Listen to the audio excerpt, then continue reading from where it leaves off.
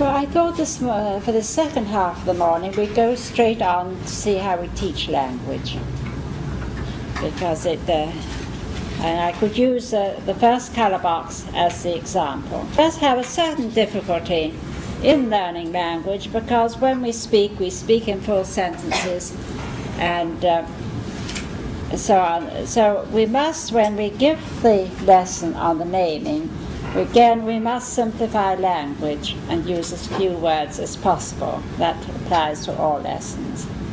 But it is a great help to the child, because it is hard for him when he hears a word read in relationship with many things. It's hard for him to distinguish it as a colour, to get the sort of abstract conception. So it's a help to have the word in connection with the colour in a very exact form. And it's a help for him to get many words in this way. And we must understand the small child's real desire to amass words. Because even before they're talking, so about just beginning to toddle around, they will look at things and grunt or make some noise or point, and they're wanting the word, you see. And we must understand that then it's not, we just tell them the noun, you see, singly and by itself. They point at an animal in the field, and grunt, and you would have to say cow. Cow, that's a cow, you see. So he does, and he needs a repetition. A child will stare at you, even at 11 or 12 months, and he'll be very happy as long as you repeat the one word for him. So he'll say, looking or pointing at something, and you have to say the word over and over again, perhaps 20, 30 times. And he stares at you, he gives you his full attention, and then suddenly he's had enough. And you know when he's had enough. But that is a sort of help. We must be aware of his need, and we must give this help. Now, when we set out, when he has had the experience, and the experience must come first, and he must show that he understands and can do an exercise easily before we begin on teaching any names. But supposing he is able to pair these three primary colours, he's done it many times, no mistakes, then we would take one of each to his table, leave the others in the box, and we have a special lesson when we're going to teach words. We call it the 3-period lesson.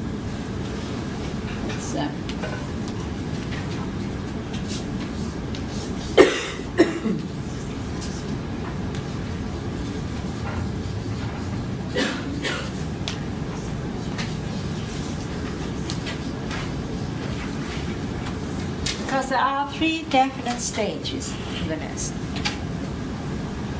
Now, in the first stage, we show the child one of the colours, and we name it. Now, the teacher has the colours a little to the left or the right, depending on which the side of the child she's sitting. She has them a little away from the child, not extravagantly so, not hiding them in any way. Just has them there, but she wants him only to see one at a time, so she puts one within his range of sight, and she repeats the name. This is yellow, yellow, yellow. She stresses the word as she pronounces it very clearly, especially a word like yellow, which they sometimes do mispronounce. That one is yellow. And she says the word a number of times, both she and the child looking at it, and he couldn't possibly do anything but apply the word to this particular colour, because that's the only one in front of him, yellow.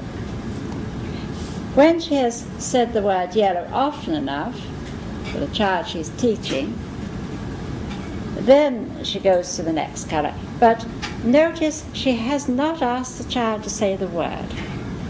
You see, to say the word yourself is another step, more difficult. The teacher repeats the word, yellow. That one's yellow, yellow.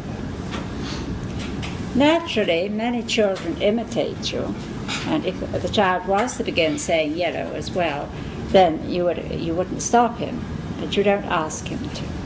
That's one is yellow. Now exchange the yellow for one of the others.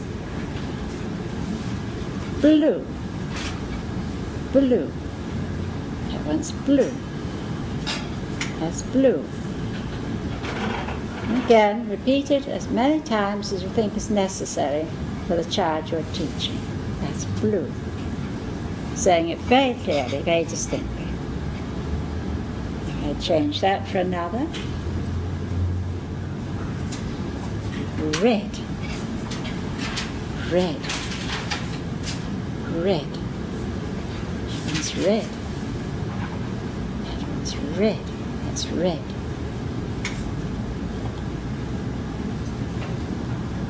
Now it's not enough to do it once. You see, he needs that 2 or 3 times. Yellow. Yes, yellow, yellow.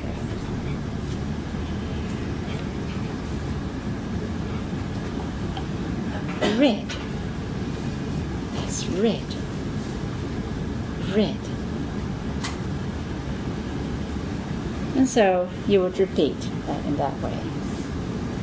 Now that's the first stage of the lesson, when you put just one at a time in front of the child and give the name. The second stage, you would put them all in front of him. And at this second stage, you want to see if the child has made the connection between the word and the colour, if he has associated the word with the right colour. So you put them all in front of him, and you say, you can say the same thing in many forms. You don't have to learn a form of words so that you really, it sounds dreadful if you always use exactly the same words. Like you say, could you show me yellow? Yes, that's yellow. Show me red? Yes. Show me blue? Yes. Or I could say, give me the yellow one, give me the blue one. Or I could say, which is blue, which is a red. Many ways in which you can say it. But what you're doing is getting the child to show that he has associated the right name with the right colour. All right. Give me the yellow. That's right, that's yellow. Give me red. Yes, red. Give me blue. Yes, that's blue. Now, show me red and blue and yellow. Occasionally you can play a little game of mixing up. Now do you know yellow and red and blue? Now when you have practiced that stage often enough, you take the 3 colours to the side again. And you move into the third stage. And at the third stage, you see if the child knows the name and if he can also pronounce it correctly. So you put one of the colours in front of him. You tell me, which is that? He has to say blue.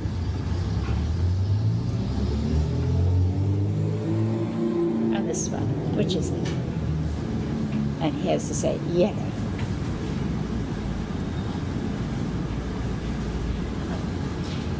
This one, red. And if you find that he is not pronouncing the word correctly, of course red and yellow, blue are words that they sometimes mispronounce, then you give him some help with the pronunciation, getting him to listen to you saying it very clearly, say after you. because any speech defects are easily remedied in these years, but the longer the child continues with a speech defect, the harder it is to cure it. So you give him the correct pronunciation in the beginning and help him to pronounce correctly. Well, now you're going to repeat that a few times, you see. And if each time you show him a color, he gives you the right name, then that's fine. You hope he'll remember them the next day when you go over them again. Now this lesson does give the child all the repetition that he needs. You see, first with the teacher giving the name, secondly with the teacher using the name but letting him show that he has applied the right name to the right color, and thirdly getting him to do the most difficult thing, and that is say the name himself. Now when you go to giving the second stage of the lesson, if you said, show me red, and he pointed the wrong color, or show me blue, and he pointed the wrong color, you would immediately show him which was the right one. You say, show me yellow, and he gave you red, you would say, oh, that one's red, this one's yellow, show me blue. But if he made several mistakes, so you wouldn't take any notice just for one error, then you would put them to one side again. It would mean you hadn't repeated the first stage sufficiently often.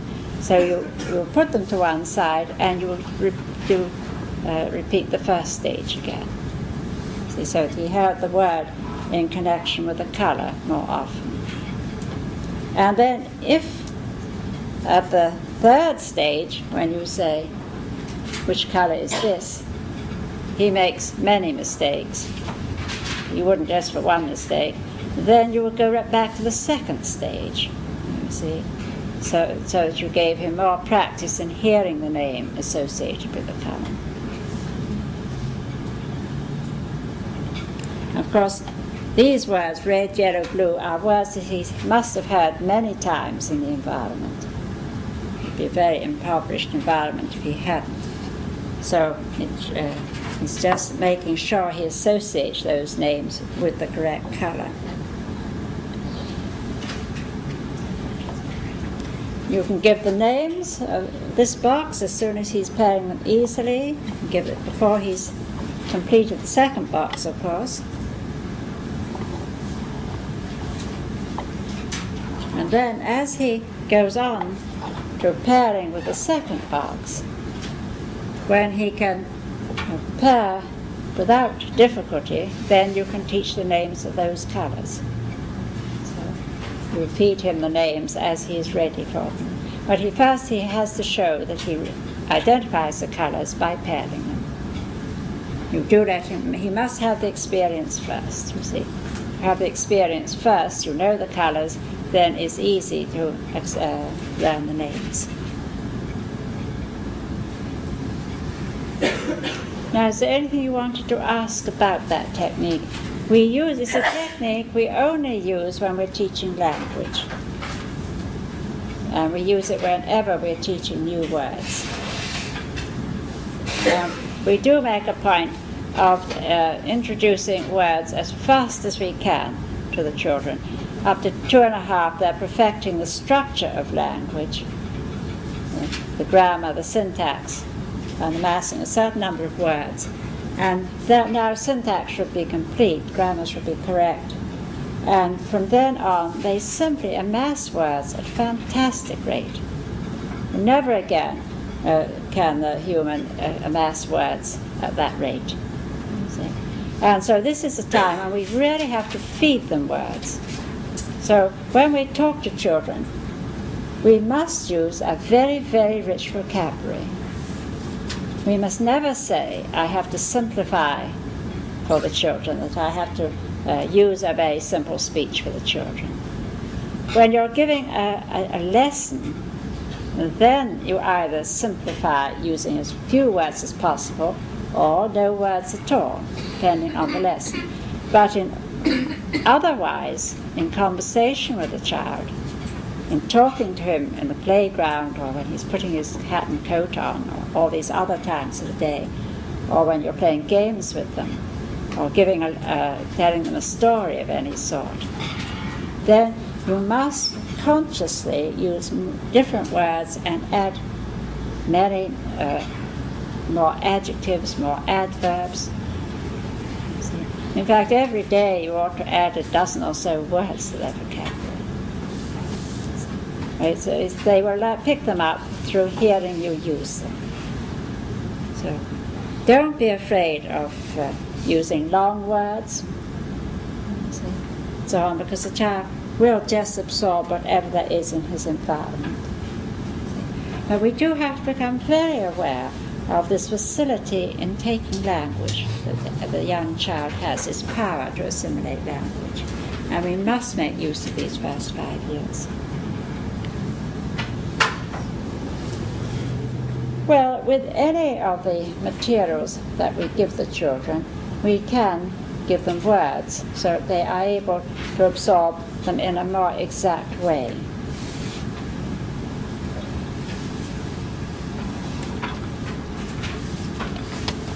With the graded colour box, they did know the words light and dark.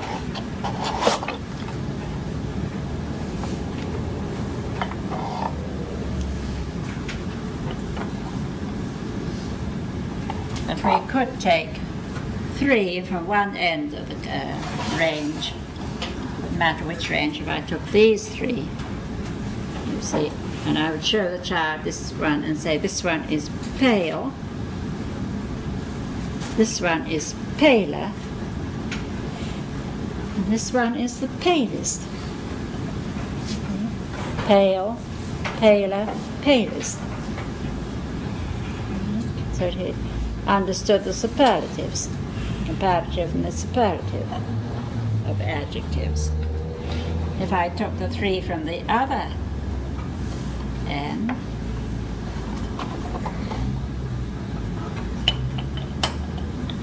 then I would say this one is dark,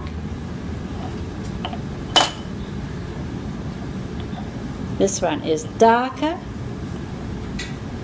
and this one is the darkest. Dark, darker, darkest. And of course go through that 3-period lesson. But he gets the names with such clarity, you see, that he does understand.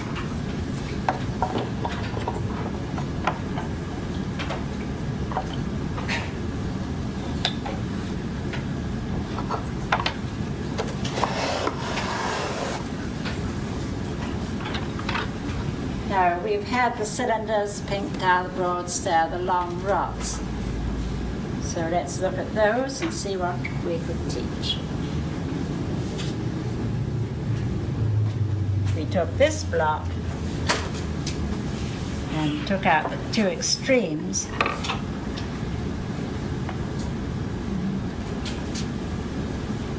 You could teach this one is thick, this one is thin. Thick and thin. They're the same height. There's the only difference in quality between these 2 is that this one is thick and this one is thin. So when you say this is thick and this is thin, they must know what you're talking about.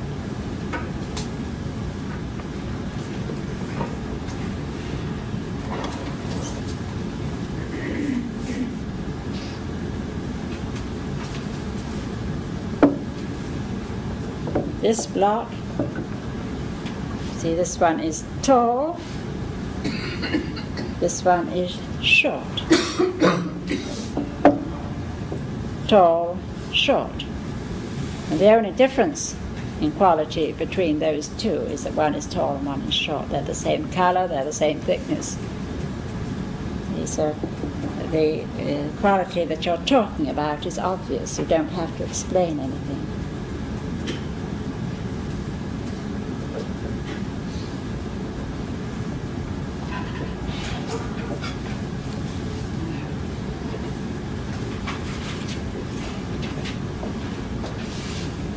We took those 3 And this one is thick, this one is thicker, this one is the thickest. And if we took those three, this one is thin, this one is thinner, and this one is the thinnest.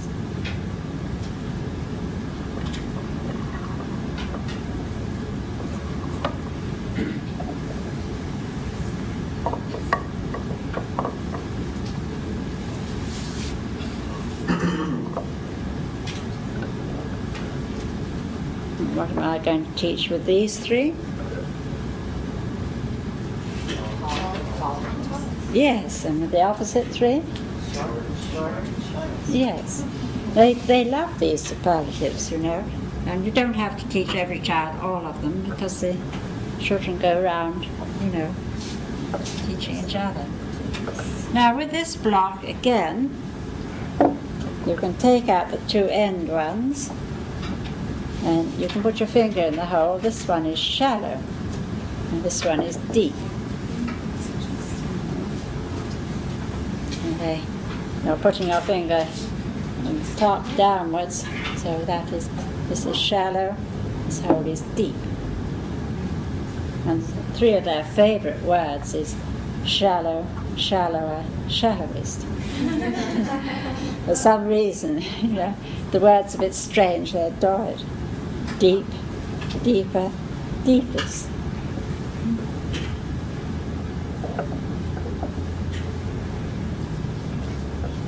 But it's so clear.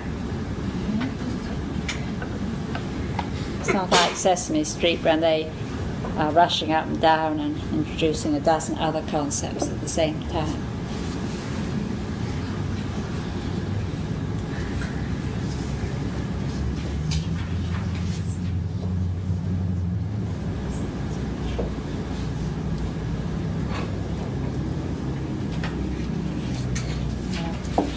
The two extremes of the pink tower, we will teach large and small.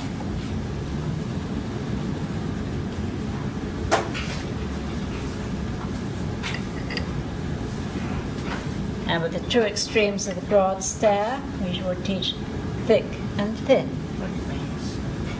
And with the long rods, long and short. And then if you took three from any end of the scale with any of those, you have the three smallest pink tower, and you say small, smaller, smallest. And the child can look at them, see the differences, and understand what the word means. So with all the sensorial material, you'll find that we feed names. But always the experience first, and he must be doing the exercise easily. He must be really familiar with the material, and then it's easy for him to take the names. But if you started with the names, it would be very difficult.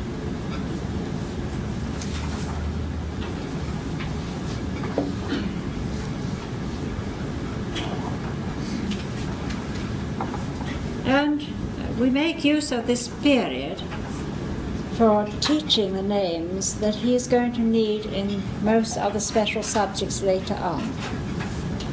You see, whenever you start a new subject, you have to start with a new vocabulary. So I shall be bringing in material to show you how we can give much of the vocabulary in a very simple form, with very simple diagrams, or very simple models. Dr. Montessori calls it materialized abstractions. And you will see how we do clarify. But we do try and give him all these words, because when you started a new subject like biology or geometry, one of the troubles was that you had suddenly to learn this very difficult vocabulary at an age when you did not learn words so easily. Now when they are small, they learn these words very easily. And to a child, no word is more difficult than another word.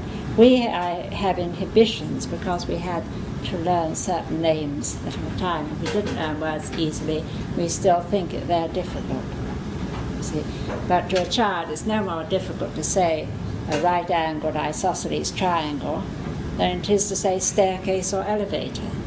You see, the difficulty is in the mind of the adult. You see. So we mustn't have a barrier ourselves to words. If you used, for instance, like you said, the pink tower to teach large and small, would it be a mistake then to use again the pink tower to teach heavy and light? Yes. That's not a concept we're giving with the pink tower. Heavy and light will be, that concept of weight will be given with another piece of material. You see, we have a separate piece of material for each concept that we give. Of course, I mean, weight does come into this, but it's really his size that he's so aware of in building it into a tower. I think but we mustn't have any barrier in our own minds. We mustn't think the child is too young for words, or that he won't be able to understand us. You see, when we give us a story using a very rich language, it doesn't really matter if he's fully comprehending or not. Or when we're just chatting to him in the playground, you see, bombarding him with words, it doesn't matter that he comprehends every word. If we started with the baby and said, I'm no good talking to this baby, it doesn't understand anything, you see, then it would never learn to speak at all. And our children who haven't. So, the more words we use, the more he seems to assimilate them just from hearing them in a certain context. Would it be wrong then, for instance, if you were reading a story and ran across a word you knew they didn't comprehend? Just go on. Don't stop and explain. The explanation is more difficult. You grasp the word from the context. It could only make a certain sense in that context. And most stories they like to hear many times. But explanations, you can't, really, the explanations are very difficult. But just gradually absorbing the word is much easier for them.